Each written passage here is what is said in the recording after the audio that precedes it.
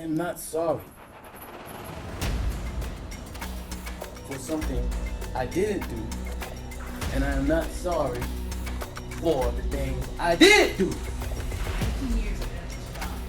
I've seen beings killed in the hands of others every way imaginable. You name it, I've seen shooting, stabbing, drowning, suffocated, blown apart by cars, killed by manslaughter. Horrible. This is the worst case I've ever seen. Before we get into this heartbreaking case, make sure you like this video, subscribe to Grave Note, and turn on notifications for more true crime stories and courtroom breakdowns.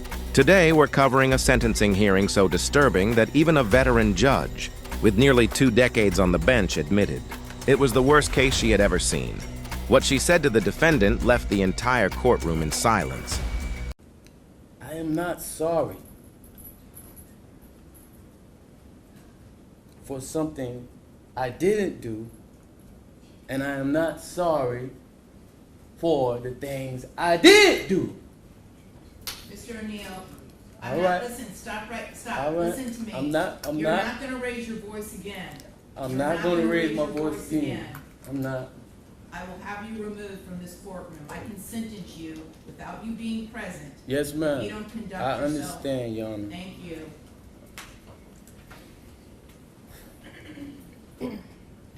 But I will say, I'm sorry for your loss. 19 years I've been at this job. I've seen human beings killed at the hands of others in every way imaginable. You name it, I've seen it. Shootings, stabbings, drownings, suffocatings, blown apart by cars, some DUI manslaughter cases, horrible things. This is the worst case I have ever seen as far as the facts go.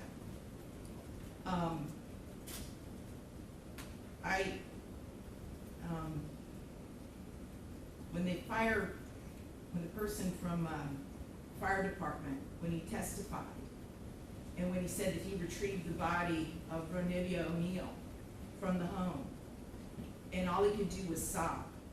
It took every ounce I had not to start sobbing too. Because there is no way any person with any feeling could have witnessed or seen the photos of what occurred that night and not be haunted for the rest of your life. I know I will be. For the rest of my life, I'll be haunted by what I saw as far as the evidence and just the abject cruelty of it all. The abject cruelty. And I was aware, because I reviewed a lot of the discovery ahead of time, as you well know, did a lot of in-camera inspection of a lot of documents. And I was aware there was some evidence, at least, that when you needed to recover from your gunshot wound, that neither your parents nor your Aisha, Miss Robinson, would let you come recover at their home. I don't know if it's true or not. I'm not gonna get into a dispute. I'm just mentioning there was some evidence referencing that in the records. And all I could think about, because I knew that Miss Barron was not with you romantically at the time. And I knew that she just out of the goodness of her heart let you come stay with her. And it is beyond tragic that critical decision ended in so much horror for her and for her children. It is unspeakably cruel what happened as a result of that one decision. The way that Ms. Barron died was horrific, and that 911 call, which captured truly all of it. You heard, and everyone who's heard that 911 call heard a death scream. If anybody ever wants to know what it sounds like before a human being dies, knowing that their death is imminent, that's exactly what it is. That was a death scream. We're going to see if it's true. But what happened to little Ronivia and to little Ronnie, but I'm going to focus on Ronivia, because she was special. And you could tell Miss Barron had done everything she could to create a beautiful home for her family. I noticed that the Ronivia's bedroom, before you set it on fire, you could tell she tried so hard to make her feel like a princess. Kenyatta did everything she could. And I noticed too in the kitchen on the refrigerator, she put up magnets that said faith, love, family, hope. And then you know what else happened to that refrigerator during that night? It got splattered with blood all over it due to what happened.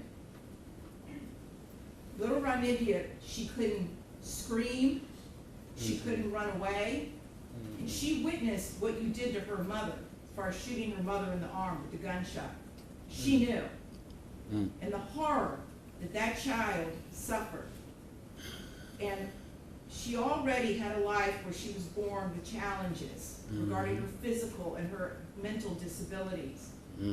But the pain and suffering that she suffered that night at your hands, unspeakable, absolutely unspeakable.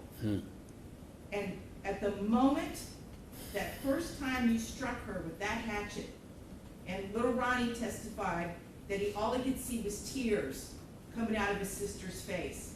At that moment, that child knew. She knew she was being betrayed in the cruelest, most tragic and sorrowful way that a child could ever be betrayed. She was being betrayed by her parent, the one person that should be there to protect their children and love them and keep them from harm. And that was the last thing that child felt before she passed on from this earth, was your utter, cruel betrayal to her. And I read somewhere, and I don't know if it's true or not, I have no idea, but I read somewhere that souls pick their lives, and that they know exactly how difficult their lives are going to be before they enter into this world.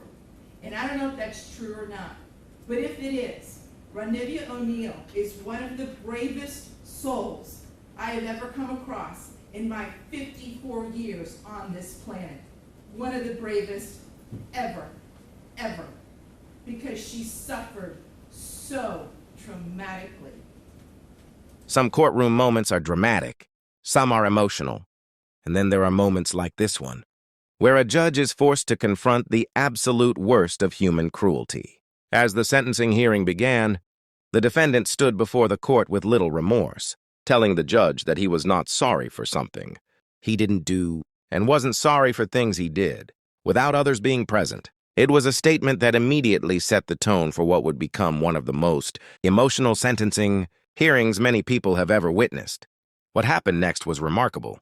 The judge, a woman with 19 years of experience on the bench, began addressing the defendant directly. She explained that throughout her career she had seen human beings killed in virtually every way imaginable. Shootings, stabbings, drownings, suffocations, victims torn apart in horrific vehicle crashes, DUI manslaughter cases, and countless other tragedies that most people could never imagine witnessing. Yet despite everything she had seen during nearly 2 decades in the justice system, she said this case stood above all the others. According to the judge, this was the worst case she had ever encountered. And coming from someone who has spent almost 20 years dealing with violent crime, that statement carried enormous weight. As she continued speaking, it became clear that the emotional impact of this case had affected her deeply. She explained that she had reviewed extensive evidence long before the sentencing hearing. She had examined discovery materials, documents, photographs, and investigative records connected to the case. And she admitted there were moments during the trial when she struggled to maintain her composure. One moment in particular stood out. The judge recalled testimony from a member of the fire department who described recovering the body of young Ronivia O'Neal from the home. As she remembered that testimony, she revealed that it took every ounce of strength she had not to break down and begin sobbing in court. She said there was simply no way for any person with feelings to witness the evidence in this case and not be haunted by it forever. The judge openly admitted that she herself would be haunted for the rest of her life by what she saw. And honestly, hearing a judge make a statement like that tells you just how horrific the evidence must have been. The judge then reflected on information she had learned during the proceedings. She noted there had been evidence suggesting that after the defendant recovered from a previous gunshot wound, he was unable to stay with certain family members. Whether every detail was accurate or not, the judge focused on one undeniable fact. Kenyatta Barron had allowed him into her home. At the time, they were no longer romantically involved. Yet she still opened her door and gave him a place to stay. The judge described that act as a decision made out of kindness and generosity, and she called it beyond tragic that such a compassionate decision ultimately led to unimaginable devastation for both Barron and her children. According to the judge, the cruelty inflicted upon that family was unspeakable. She then turned her attention to the 911 call connected to the incident, and what she said next left the courtroom silent. The judge told everyone present that they had heard what she described as a death scream. She said that if anyone ever wanted to know what it sounds like when a human being realizes death is imminent, that recording provided the answer. According to the judge, it was the unmistakable sound of a person facing their final moments. For many following the case, that observation was chilling, but the most emotional part of her statement was still to come. The judge began speaking about Renivia O'Neill. She noted that despite the challenges the young girl faced throughout her life, she was clearly loved deeply by her mother. The judge described how Kenyatta Barron had done everything she could to create a beautiful home for her children. She remembered seeing photographs of Ronivia's bedroom and said it was obvious her mother had worked hard to make her feel like a princess. The judge also recalled seeing words displayed throughout the home. Words like faith, love, family, hope, simple reminders of the life Kenyatta was trying to build for her children. Then the judge contrasted those images with the horrifying reality of what happened inside that home. She described how blood had been splattered throughout areas that once represented warmth, love, and safety. The symbolism was heartbreaking. The judge then focused on Renivia herself. She pointed out that the young girl could not run away. She could not escape. And she was forced to witness horrifying violence directed toward her mother. The judge spoke about the fear and suffering the child endured. She referenced testimony indicating that after being attacked, Renivia's brother could see tears streaming down his sister's face. And according to the judge, that moment represented one of the most tragic aspects of the entire case. She said the child knew she was being betrayed, not by a stranger, not by an intruder, but by a parent, the very person who should have been protecting her from harm. The judge described it as the cruelest and most sorrowful betrayal imaginable. She said the final emotions that little girl experienced before leaving this world were pain, fear, and the realization that someone entrusted with her safety had failed her in the worst possible way. At that point, the judge's remarks became even more personal. She shared a reflection she had once read suggesting that souls choose their lives before entering this world, fully aware of the challenges they will face. The judge acknowledged that she didn't know whether that belief was true, but she said if it was true, then Renivia O'Neill was one of the bravest souls she had encountered in her 54 years of life, one of the bravest she had ever known, because despite the challenges she was born with and the unimaginable suffering she endured, the judge believed her courage was extraordinary. It was an incredibly emotional moment, not because it changed the legal outcome, not because it affected the sentence, but because it revealed the human cost of the tragedy. This wasn't just a criminal case. It was a story of a mother who tried to help someone in need, children who should have been safe in their own home, and a level of cruelty so severe that even a veteran judge admitted it would haunt her forever. Cases like this remind us that the effects of violent crime reach far beyond the victims themselves. The trauma stays with surviving family members, first responders, investigators, jurors, and sometimes even the judges tasked with delivering justice.